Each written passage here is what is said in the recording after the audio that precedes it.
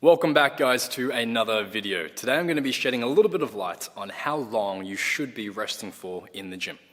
You see, while it's often tempting to keep rest periods on the shorter side to keep the pump and the pace of your workout high, there's a couple of reasons why that's usually not a good thing. Today we're going to look at why that is and what goes into determining the ideal rest period.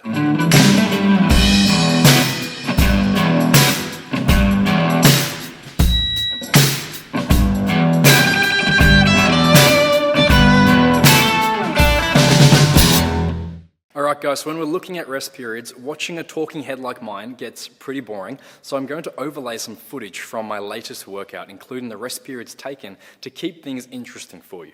So let's bring that in right about now.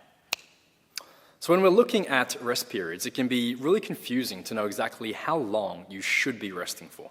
I know for me personally, for many years, I would go into the gym and I wouldn't feel like I was having a productive workout unless I was dripping in sweat and had that thick, juicy, delicious pump and left feeling completely beat up and tired. It's very satisfying and very easy to associate those things with a job well done or a productive workout. And it's something that I used to strive for from every single training session. But the question we really have to ask is this really productive from a muscle building perspective, or are we setting ourselves up for a whole bunch of wasted effort and less muscle overall? To understand this a little better, it helps to understand a bit about what's going on when you lift weights and how this leads to muscle growth. So here's your 24-second muscle physiology lesson. See, in order to lift a weight, a signal is sent from the brain via the spinal cord to the target muscle fibers, which then contract, causing motion to occur, which is how we lift weights. If you do that enough in the right circumstances, you'll stimulate your muscles to grow. If you feed them enough food, they will grow. Pretty simple, right? So let's get right back to the rest period talk. So why do we need to rest at all? It may seem like a pretty superfluous question to be asking, but it is vitally important to understanding what's optimal for how long you should be resting for between sets. It's pretty simple, but we rest because through the workout you accumulate fatigue, which gets in the way of your ability to perform at a high intensity. Now, here is where it gets a little bit more interesting. You see, fatigue is often seen as something that is subjective, meaning it's based upon your feelings of the day. Maybe you didn't sleep as well, or maybe you're in a bad mood, or maybe you just feel off in general, so you tell yourself, oh, I feel fatigued, based on all these different subjective feelings. Maybe on the other hand, you might feel like you're good to go and ready for your next lift, so you want to jump straight back in to another work set. But the fact is, fatigue is something that can be measured and clearly defined.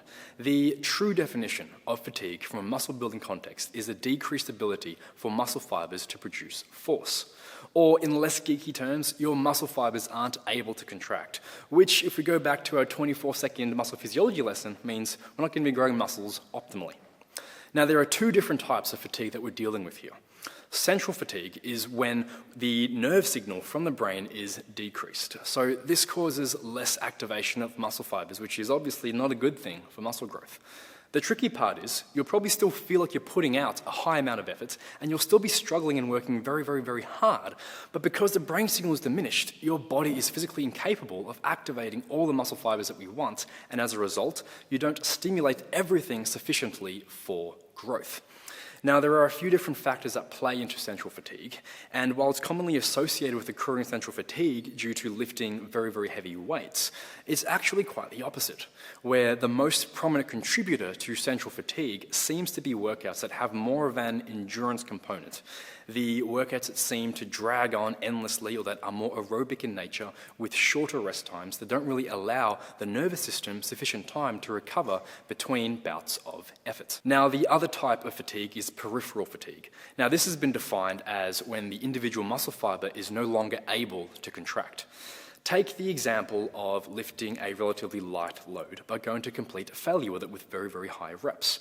The first few reps you do are very easy and require only a low number of muscle fibers to be activated to lift the weights. As the reps continue, these fibers get fatigued, and in order to continue lifting, your body has to call in more muscle fibers to assist. This is where peripheral fatigue, or the fatigue generated within the muscle fibers themselves, causes more activation overall and is a good thing.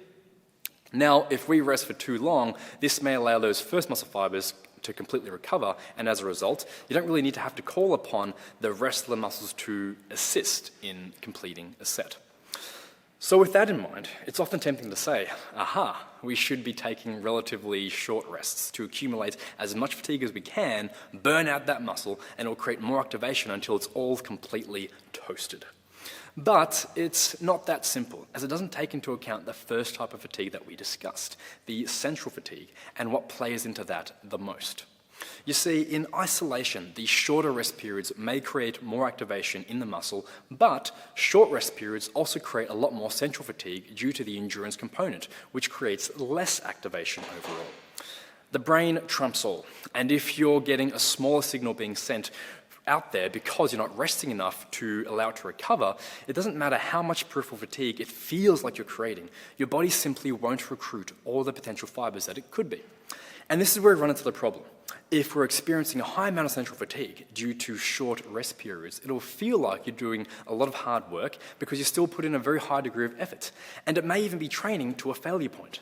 But your body is unable to use all the muscle fibers it needs to stimulate growth, and you'll wind up spinning your wheels, working hard, and getting not that much out of it whatsoever. So with all this in mind, what do I recommend? Before we get to this, I'm pretty curious to hear your answers, so please do leave a comment below and tell me, what do you guys do? Do you time your rest periods and have certain targets, or do you simply wait till you feel good to go? For me, it depends, because there are many it depends factors to consider, such as what type of exercise I'm doing, whether it's unilateral or bilateral, isolation or compound at the start or at the end of the workout. But we're not going to go too deeply into every single one of them here, or this video will become pretty damn boring. Generally speaking, we want to preserve central fatigue as much as possible, as that means when we reach or get close to failure points in our workouts, it'll also mean that we're reaching full activation of our muscles, and we're not burning out prematurely due to other factors. I normally avoid short rest periods of less than 1 minute most of the time with my training. I much prefer to give myself around 3 minutes as a minimum target to dissipate much of that central fatigue, but there are some instances where I might go well above 5 minutes or closer to 7, 8, or even 10 minutes when doing one of those Jesus take the wheel sets on a hack squat, or doing more compound-based exercises like deadlifts or rack pulls. I recommend using a little bit of common sense here. I don't think you need to use a 3-minute rest period for something like a single arm dumbbell biceps curl, but I do believe we shouldn't just be relying on our internal feelings of, yep, I feel good to go, to direct us to train again. As the biggest mistake I see people making is feeling good to go after just 1 minute of rest and then doing something like the typical compound movements like presses, squats, and pulls that usually need longer rest periods. So there you have it, guys. I hope you enjoyed this video on rest periods and pump chasing, and I hope you learned something useful. Don't forget to subscribe to the channel, and if you enjoy this video, please do give it a thumbs up and share it around, and I'll see you guys next time.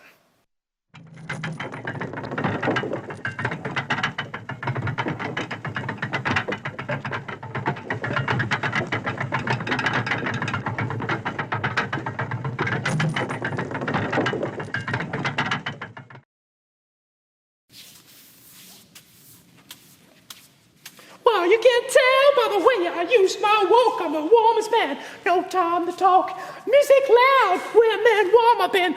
Oh. Hey. How are you?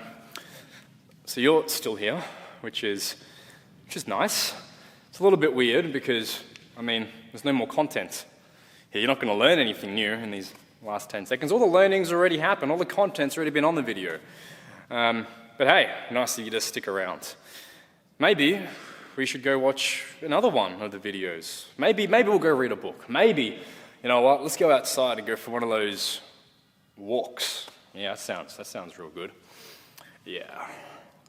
Nah, let's watch another video. That sounds even better. Yeah? All right, let's go do that. I'll see you guys next time.